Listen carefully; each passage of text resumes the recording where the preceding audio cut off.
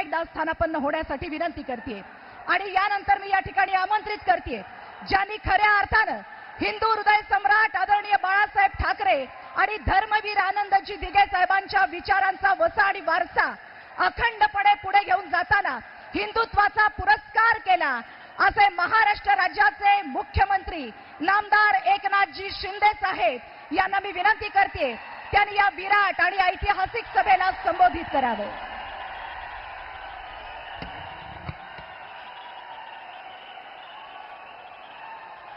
छत्रपती शिवाजी महाराज की. तिथे जे कोपऱ्यात जास्त उभे आहेत लोक, पोलिसांनी त्यांना जरा इकडे सोडले तर हजारो लोक बाहेर उभे आहेत. हजारो लोक थोडे या इकडच्या साईडला सोडा.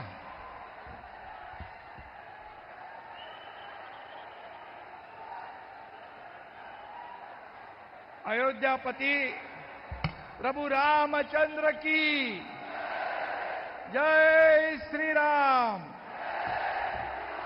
करवीर वासिनी अंबाबाईला त्रिवार वंदन. ज्योतिबाच्या नावानं चांग भलं. करवीर संस्थापिका ताराराणी साहेब यांना वंदन आणि बाळू मामांना देखील वंदन. राजश्री शाहू महाराजांना वंदन आणि या देशाचे लोकप्रिय यशस्वी आणि फक्त देशात नाही तर जगभरामध्ये पहिल्या नंबरचे लोकप्रिय प्रधानमंत्री नरेंद्र मोदीजी यांचं मी करवीर नगरीमध्ये आपल्या सगळ्यांच्या वतीने मनापासून स्वागत करतो आणि जीवाला जीव देणाऱ्या कोल्हापूरकर वासियांना माझा रामराम करतो, नमस्कार करतो. आणि मोदीजींचं या पावन धरतीवर मनापासून या ठिकाणी पुन्हा एकदा स्वागत करतो आणि त्यांना धन्यवाद देतो की त्यांनी आपल्याला या ठिकाणी सभेची वेळ दिली. खरं म्हणजे महायुतीवर आणि आदरणीय मोदीजींवर विश्वास ठेवून या ठिकाणी प्रचंड असा जनसागर लोटलेला आहे आणि यामुळे आपले महायुतीचे उमेदवार संजय मंडलिक आणि धैर्यशील माने हे जिंकल्यात जमा आहेत ना. धनुष्यबाण आला आणि पंजा कायमचा गेला.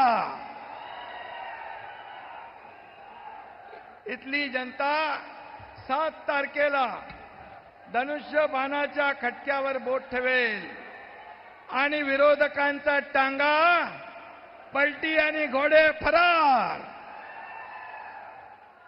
मोदीजी खरं म्हणजे आपले विश्व नेते आहेत. मोदीजींचा कोणी नाद करायचा नाही ना. आपलं ठरलंय ना. मत मोदीजींना आणि मत धनुष्यबाणाला. मगाशी देवेंद्रजींनी सांगितलंय आणि आपल्या धैर्यशीलला मत म्हणजे मोदीजींना मत, संजय मंडलिक यांना मत म्हणजे मोदीजींना मत आणि मोदीजींना मत म्हणजे देशाच्या विकासाला मत. आणि म्हणून गरीब, कष्टकरी, शेतकरी, महिला, वंचित समाजातल्या प्रत्येक घटकाच्या सर्वांगीण विकासाला मत. आणि म्हणून मोदीजींच्या प्रत्येक श्वासात विकास आणि प्रगतीचा ध्यास आहे. विकासाबरोबर ते देशाचा वारसाही जपत आहेत. आणि म्हणून आपण काय म्हणतो, मोदी है तो सब मुमकिन है. आणि म्हणून या देशामध्ये गॅरंटी कुणाची चालते? बाकी गॅरंटी फेल झाल्यात. फक्त एकच गॅरंटी चालू आहे आणि मोदी गॅरंटी. या देशाला जगामध्ये सन्मान मिळवून देण्याची गॅरंटी, शेतकरी महिलांना सक्षम करण्याची गॅरंटी, बहुजनांच्या विकासाची गॅरंटी आणि तरुणांच्या स्वप्नपूर्तीची गॅरंटी. या गॅरंटीच्या आड येणाऱ्यांचं काय होईल? काटा किर्र झाल्याशिवाय राहणार नाही. आणि म्हणून काँग्रेसचं काय चाललंय? येड्याची जत्रा आणि पेड्याचा पाऊस पडू द्या त्यांचा. मोदींकडे नुसते आश्वासनाचे पेढे नाही, त्यांच्याकडे गॅरंटी आहे. आणि म्हणून एड पेरलं आणि खूळ उगवलं अशी राहुल गांधींची अवस्था आहे. आणि म्हणून त्यामुळे त्यांच्या नादाला खूळबी लागत नाही. आणि म्हणून आपण कोल्हापुरामध्ये येत असताना फक्त लोकांकडे मतं मागायला जातो का? तर नाही. संकट येऊ द्या, वादळ येऊ द्या, आपत्ती येऊ द्या, महापूर येऊ द्या, त्यावेळेस मग महालक्ष्मी एक्सप्रेस पुरात अडकली असेल तेव्हाचा प्रसंग असू द्या, आपण सगळेजण जीव धोक्यात घालून या ठिकाणी कोल्हापूरकरांना मदत करण्याचं काम करत असतो आणि केलंय. मी स्वतः आठवतोय, इथे सगळेजण आपले व्यासपीठावर आहेत. 12 दिवस या पुरातल्या सर्वसामान्य लोकांना आपण मदत करत होतो. आणि एक गर्भवती आदरणीय मोदीजी रात्री गर्भवती अडली होती. एनडीआरएफ सुद्धा म्हणत होतं रात्री कसं जाणार, परंतु आपल्या कार्यकर्त्यांसह मी स्वतः गेलो, त्या गर्भवती महिलेची सुटका केली, तिला सुरक्षित ठिकाणी घेऊन गेलो. हे आपल्या लोकांचं काम आहे, ही सेवा आहे आपली. तेव्हा कोल्हापूरकरांच्या माणुसकीचं दर्शन घडलं. मी पाहिलं की दुसऱ्या माळ्यावर पहिल्या माळ्यावर पाणी भरलं होतं, लोक तर वर गेले होते, पण आपल्या गाई म्हशींना पण सोबत घेऊन गेले होते वरती.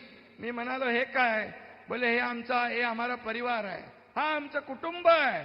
आणि म्हणून एकीकडे गोधनाला सोबत ठेवणारे आणि 26 जुलैच्या पुरात बाळासाहेबांना या ठिकाणी मातोश्रीवर एकटं सोडून 5 स्टार मध्ये जाणारे कुठे आणि कोल्हापूरकर कुठे? हा बघा किती फरक आहे. हा फरक सगळ्यांना कळतो. आणि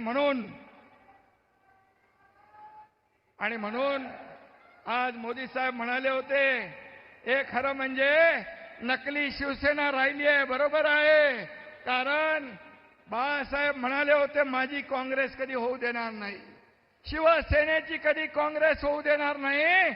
अशी वेळ येऊ तेव्हा हे बंद करीन माझं दुकान, असं बाळासाहेब म्हणाले होते. आणि म्हणून आज बघितलं आपण, त्यांचा मुलगा त्यांचा परिवार पंजाला मतदान करणार आहे, पंजाला मतदान करणार आहे. हे आहे या देशाचं, या राज्याचं दुर्दैव. जनाची नाही मनाची तरी ठेवली पाहिजे.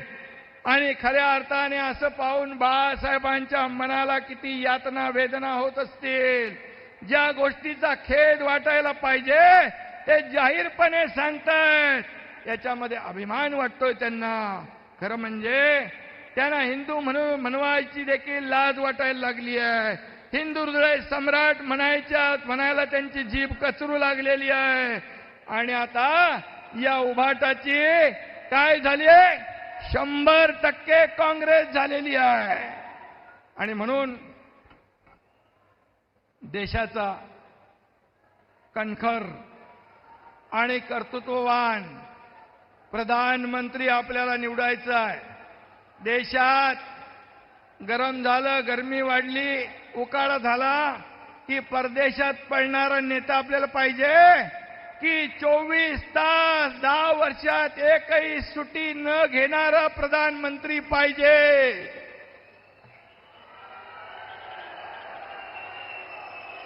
आईच्या मृत्यूचं दुःख विसरून स्वतःला देश सेवेसाठी वाहून घेणारा आपल्याला प्रधानमंत्री पाहिजे.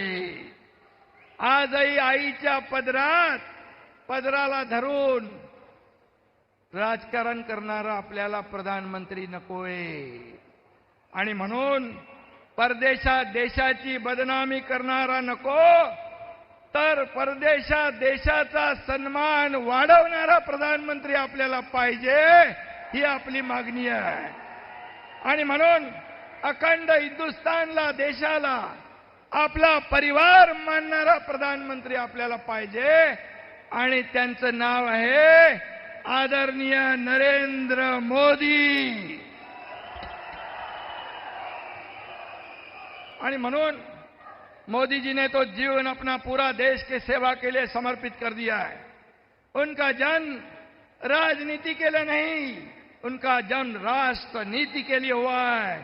प्राण जाए पर वचन न जाए, यही उनकी पहचान है ना पहचान. आणि म्हणून मगाशी आपण जय श्रीरामचा नारा दिला. त्यांनी फक्त अयोध्यामध्ये फक्त राम मंदिर नाही बांधलं, तर करोडो राम भक्तांचं आणि बाळासाहेबांचं स्वप्न साकार केलं. आणि म्हणून मी त्यांना मनापासून धन्यवाद देतो. इंडिया आघाड़ी के लिए तो सत्ता ही भगवान है और भ्रष्टाचारी उनका धर्म है.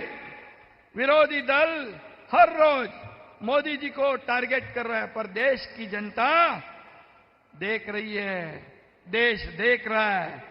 एक मोदी सबको भारी पड़ रहा है, पूरे देश ने देखा है.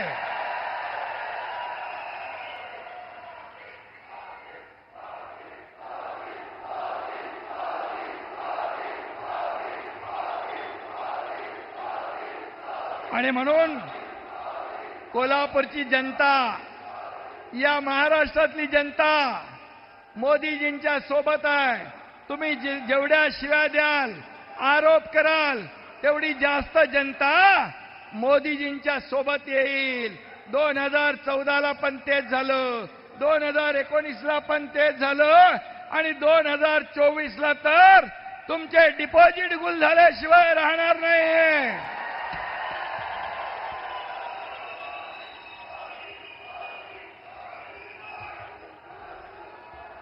महाराष्ट्र में हर घर मोदी, मन मन मोदी है.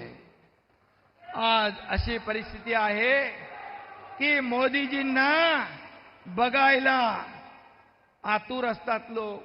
सभा बघा, एवढेच लोक बाहेर आहेत, हजारो लोक बाहेर आहेत, त्यांना आतमध्ये यायला जागा नाही. रस्त्याच्या दुतर्फा लोक उभे असतात, वाट पाहत असतात उन्हामध्ये. आमचे प्रधानमंत्री येणार, त्यांना आम्हाला बघायचंय. असं नशीब कुणाला मिळाले. आपण भाग्यवान आहोत की असा प्रधानमंत्री या देशाला लाभलाय. आणि म्हणून आता आपल्याला त्यांना ऐकायचंय. म्हणून मी एकच सांगतो, अब की बार फिर एक बार. आणि म्हणून 400 मध्ये आपले 2 उमेदवार पण पाहिजे ना खासदार, संजय मंडलिक आणि धैर्यशील माने. येत्या 7 तारखेला त्यांच्या नावासमोरच्या धनुष्यबाणाचं बटन दाबा आणि यांना मोदीजींचे हात मजबूत करायला दिल्लीला पाठवा, एवढीच विनंती करतो. धन्यवाद. जय हिंद. पूर्वक आभार व्यक्त करती है. और इसके बाद मैं आमंत्रित करती हूं भारत को आत्मनिर्भर और विकसित बनाने का जिनका अथक प्रयास है, करोड़ों हिंदुस्तानी नागरिकों के दिल की और मन की बात जो जानते हैं, पूरे विश्व में जिनके नाम का डंका है, दुनिया के सबसे बड़े लोकतंत्र के सबसे लोकप्रिय प्रधानमंत्री आदरणीय नरेंद्र मोदी जी, जोरदार तालियों के साथ हम फिर से स्वागत करते हैं. मैं सम्माननीय मोदी साहब को अनुरोध करती हूं इस विराट और ऐतिहासिक सभा को संबोधित करें. भारत माता की, भारत माता की, भारत माता की जय भवानी, जय भवानी। करवीर निवासिनी आई महालक्ष्मीच्या आई अंबाबाईच्या चरणी त्रिवार वंदन करतो।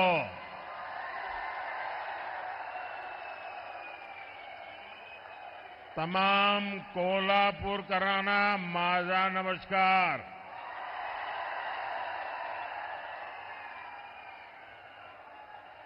ये धरती छत्रपति शिवाजी महाराज, धर्मवीर संभाजी महाराज और छत्रपति साहूजी महाराज के आदर्शों की धरती है। मैं इन सभी महापुरुषों के चरणों में प्रणाम करता हूं। साथियों, आप सब जानते हैं मैं काशी का सांसद हूं और आज करवीर काशी आया हूं। ये मेरा सौभाग्य है। साथियों, हमारे कोल्हापुर महाराष्ट्र का फुटबॉल हब कहा जाता है।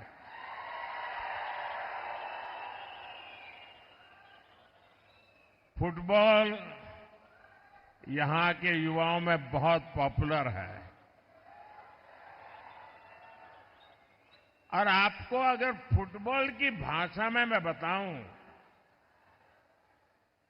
तो कल दूसरे चरण का मतदान पूरा होने के बाद बीजेपी और एनडीए 2-0 से आगे चल रहे हैं।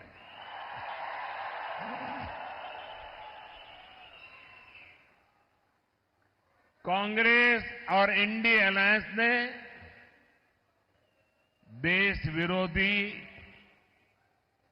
और नफरत की राजनीति के 2 सेल्फ गोल कर लिए हैं और इसलिए ये पक्का हो गया है फिर एक बार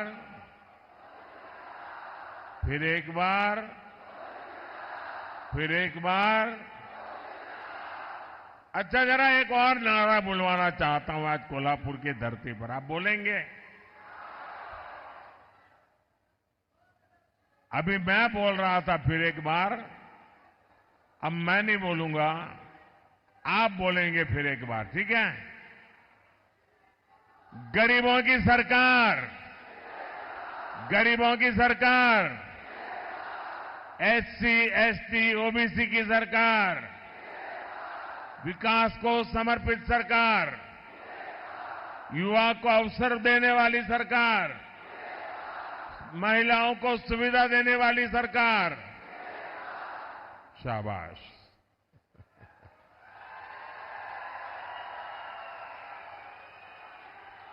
भाई और बहनों,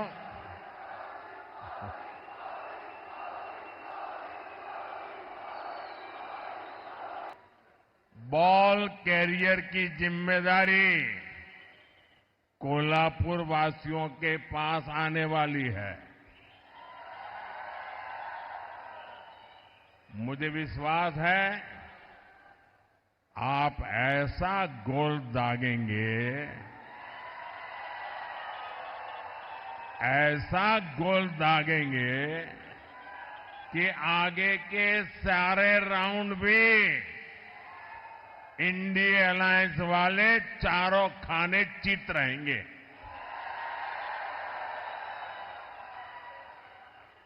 क्योंकि ये पूरा देश जानता है जगत भारी कोल्हापुरी, जगत भारी साथियों, चुनाव के पहले ही मैंने कहा था, ये चुनाव विकसित भारत के संकल्प का चुनाव है। लेकिन जैसे ही कांग्रेस पार्टी और उसके दोस्तों को ये एहसास हुआ कि वो विकास के ट्रैक रिकॉर्ड में एनडीए की बराबरी नहीं कर सकते, उन्होंने अपनी रणनीति बदल ली।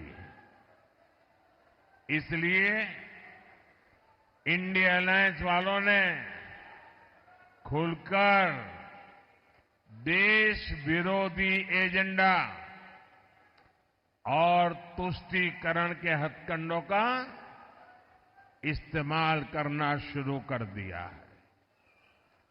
अब कांग्रेस का एजेंडा है कि वो सरकार में आने के बाद कश्मीर में आर्टिकल 370 वापस ले आएंगे। क्या आप ऐसा करने देंगे?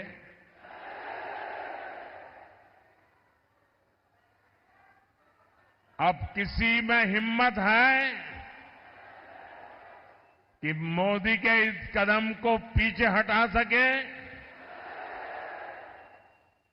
ये लोग कह रहे हैं कि इनकी सरकार बनी तो ये लोग सीएए कानून रद्द कर देंगे। क्या ये देश उनको करने देगा? और अगर करने जाएंगे तो उनकी हालत क्या होगी, उनको पता है क्या? अब आप मुझे बताइए, जिन लोगों के 3 अंकों में लोकसभा सीट जीतने के लाले पड़े हो, क्या ये इंडिया अलायंस वाले सरकार के दरवाजे तक भी पहुंच सकते हैं क्या? और उनका तो हाल ये है जी, वो ऐसी फॉर्मूला बना रहे, 1 साल 1 पीएम, ये फॉर्मूला निकालने में लगे हैं। अगर 5 साल मौका मिले तो 5 प्रधानमंत्री। अब इनको इसकी आदत हो गई। कर्नाटका में भी अभी सरकार बनी, उनकी पार्टी, उनका विजय। फॉर्मूला क्या? 2.5 साल 1 मुख्यमंत्री, 2.5 साल के बाद जो डिप्टी सीएम है वो मुख्यमंत्री। ये खेल खेल रहे। इन्होंने छत्तीसगढ़ में फॉर्मूला बनाई थी, 2.5 साल 1 मुख्यमंत्री, दूसरे 2.5 साल दूसरा मुख्यमंत्री। उन्होंने राजस्थान में फॉर्मूला बनाई थी, 2.5 साल 1 मुख्यमंत्री, दूसरे 2.5 साल। और हुआ क्या? ये फॉर्मूला निकालने वाले लोग 5 साल में 5 प्रधानमंत्री देश पर थोपने के सपने देखने वालों को ये देश कभी भी सहन करने वाला नहीं है। और इसलिए ये लोग देश पर गुस्सा उतार रहे हैं। कर्नाटका और तमिलनाडु में कांग्रेस और इंडिया अलायंस के लोग क्या भाषण कर रहे हैं? दक्षिण भारत को तोड़कर अलग देश बनाने की मांग कर रहे हैं। आप मुझे बताइए, अहद पेशावर, अहद पेशावर तहत तंजावर, हिंदवी स्वराज्य।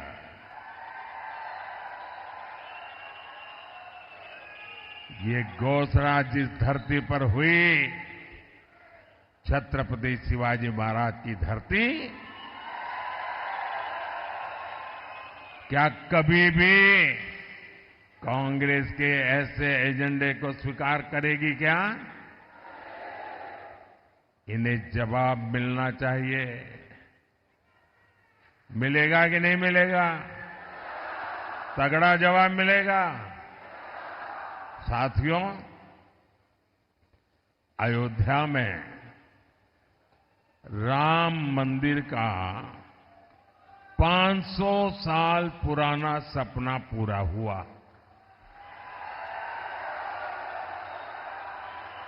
दशकों तक राम मंदिर को बनने से रोकने वाली कांग्रेस ने उसका भी बहिष्कार किया। और ये कांग्रेस कितनी अधपतन में गई है। ये राम मंदिर के जो ट्रस्टी हैं ना, ये अच्छे लोग हैं, तो कांग्रेस के सारे पाप माफ कर दिए और घर जाकर के निमंत्रण दिया कि नहीं भाई चलो जो हो गया आओ। उन्होंने उस निमंत्रण को ठुकरा दिया। क्या कोई कभी प्रभु राम के दरबार में जाने का निमंत्रण ठुकरा सकता है क्या? ऐसे लोगों पे भरोसा कर सकते हैं क्या? अरे कांग्रेस वाले जरा आईने में चेहरा देखो। वो अयोध्या के अंसारी, अयोध्या का वो अंसारी परिवार जो जिंदगी भर राम मंदिर के विरुद्ध अदालत में केस लड़ता रहा। उसके पिताजी भी लड़ते रहे, वो भी गुजर गए, वो भी लड़ता रहा।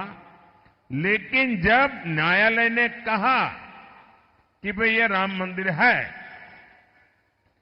तो वो अंसारी खुद प्रभु राम के प्राण प्रतिष्ठा के कार्यक्रम में आकर के वहां मौजूद रहे।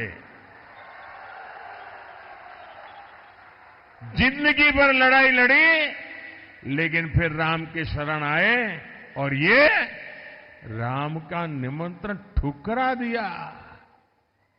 जो राम को ठुकराएगा उसको आप क्या करोगे? आप क्या करोगे? आप क्या करोगे? जो डीएमके पार्टी, वो उनकी खासम खास वो कह रही है सनातन को गालियां देने पर अब उतारू है। कहती है ये सनातन तो डेंगू है, मलेरिया है।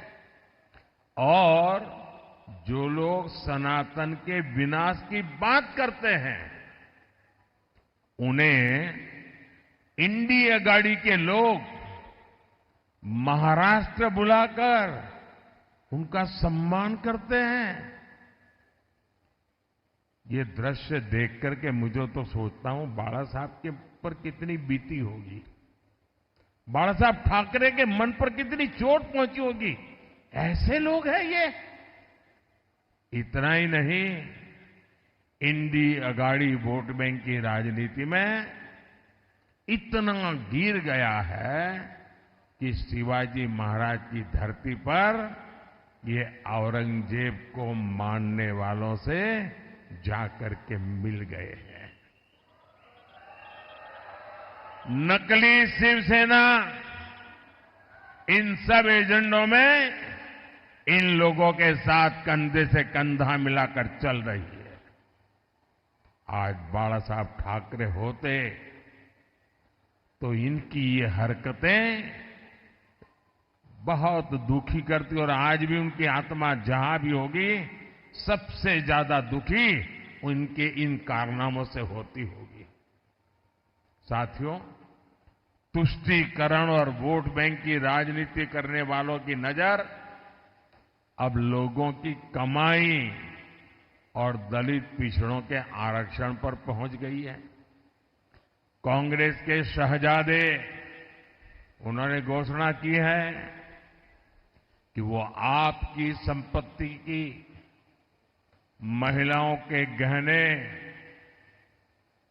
और सोने चांदी की जांच करवाएंगे।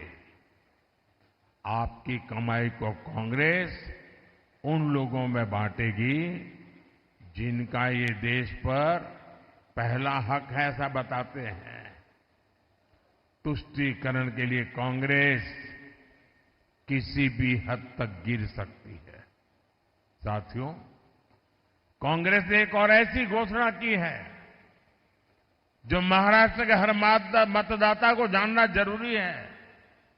कांग्रेस ने ऐलान किया है कि आप जीवन भर जो कमाएंगे, अपने बच्चों के लिए जो कुछ भी जोड़ते रहेंगे, वो पूरा का पूरा आपके संतानों को नहीं मिलेगा। आज आपके पास गाड़ी है तो आप अपने बेटे